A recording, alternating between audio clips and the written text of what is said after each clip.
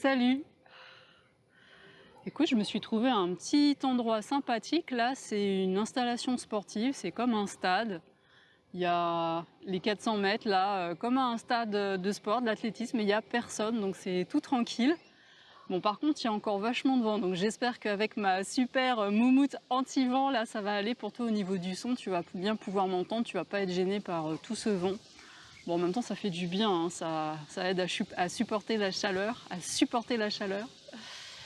Ouais, donc j'avais envie de te partager là une réflexion, parce que je discutais avec une amie et elle me disait « Oh là là, Carrie, je me suis offert une journée entière de mindfulness, de pleine conscience, une journée totalement rien que pour moi, à respirer en conscience, à être dans mon corps, à observer mes pensées, mes émotions et tout, tout bien. » Et en fait, bah, figure-toi que cette journée, mais ça m'a rincé, ça m'a crevé.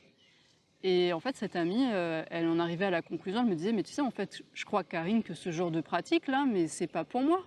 À chaque fois que je fais ça, en fait, je suis beaucoup plus fatiguée après qu'avant. Donc franchement, c'est pas vraiment ça l'effet recherché. » Et ça, c'est clair que je peux comprendre. Et ça me faisait trop penser quand j'étais prof et formatrice là, dans l'éducation nationale et que je proposais à mes stagiaires, donc des adultes, mais aussi à mes élèves, donc c'était des gamins de 11 à 15 ans, c'était en collège.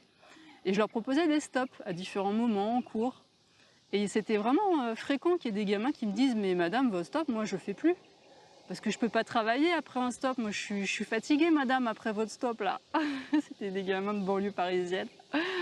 Et ouais, et pour moi, ça ressemble. Alors après, pour revenir à cette amie, il y a qu'elle qui peut savoir ce qu'elle a vécu pendant sa journée de mindfulness, si elle était en accord avec l'enseignant, avec les personnes, le lieu, le groupe. Bon, il y a plein d'autres facteurs. Je prétends pas savoir pour elle ce qu'elle a vécu dans sa journée. Mais ça m'a vraiment fait penser à ce phénomène qui est hyper fréquent, et je ne sais pas si ça te parle, d'avoir fait comme ça des pratiques, de revenir à l'intérieur, de revenir dans le corps, de revenir dans sa respiration, de revenir dans ses émotions, d'observer son mental, et de trouver ça mais épuisant, d'être épuisé. C'est hyper fréquent en fait. Et c'est clair que c'est super frustrant parce qu'on ne fait pas vraiment ce genre de pratique pour se sentir fatigué. On a plutôt envie de se ressourcer, voire peut-être de s'apaiser, peut-être même de se redynamiser. Et là, c'est sûr qu'il y a quand même un certain décalage. Donc je peux comprendre que ça peut être assez déroutant. Alors qu'est-ce qui se passe dans ces cas-là? Bon, je prétends pas avoir une vérité, il y a plein de possibilités. Mais moi, ce que j'ai remarqué quand même, c'est que quand on fait ce genre de pratique, effectivement, on revient à la maison. Et si à la maison, ce qu'on ressent, c'est qu'on est fatigué, c'est qu'il y a déjà de la fatigue, il y a déjà un état du corps de dévitalisation qui est déjà assez avancé, parce que peut-être on est en stress chronique. D'ailleurs, j'ai fait une vidéo là-dessus, donc je te renvoie à ces vidéos que j'ai faites sur le stress, à savoir si je suis vraiment stressée ou pas, et si vraiment je suis stressée, quoi faire.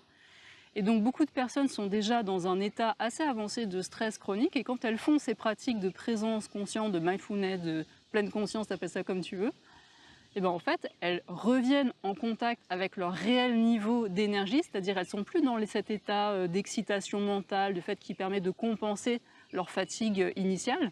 Et là, il n'y a plus de compensation, et elles sont en contact avec leur réel état d'énergie. Et leur réel état d'énergie, parfois, bah, c'est pas énorme, c'est pas de la grosse énergie, et c'est plutôt de la grosse fatigue.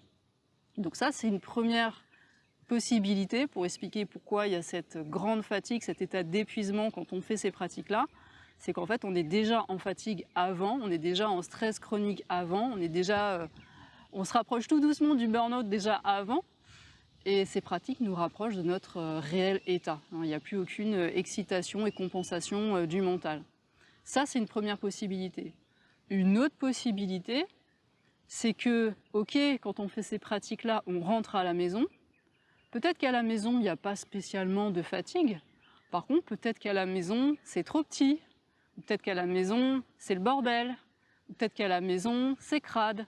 Ou il y a peut-être une vibe, une ambiance, une musique, un truc qui fait que c'est pas ok, on n'a pas envie de rester là.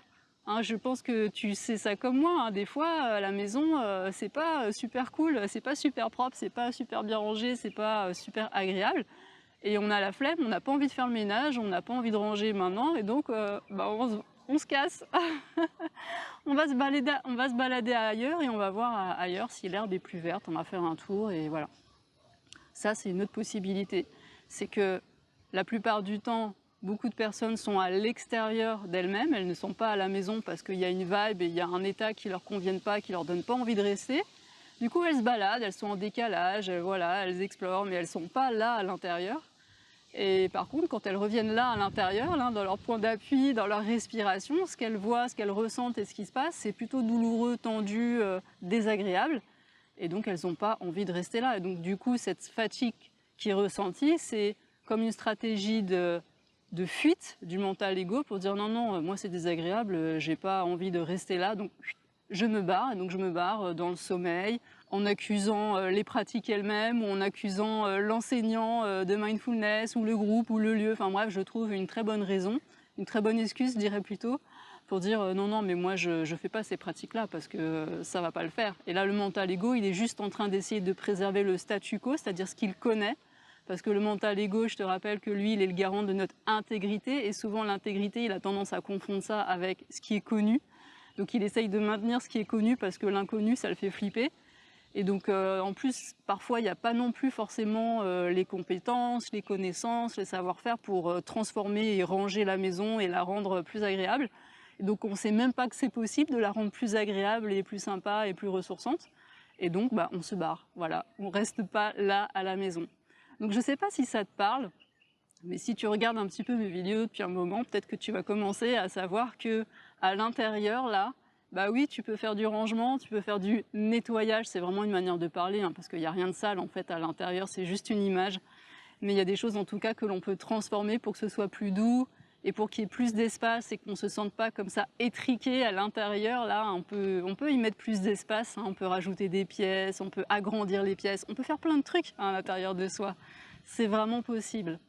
Voilà, donc juste ces quelques réflexions en passant pour t'inviter à regarder comment c'est pour toi là à l'intérieur. Est-ce que c'est une vibe qui est agréable, qui est douce, qui est accueillante, qui te donne envie d'y passer du temps, qui te ressource, qui t'apaise, qui te fait du bien ou pas?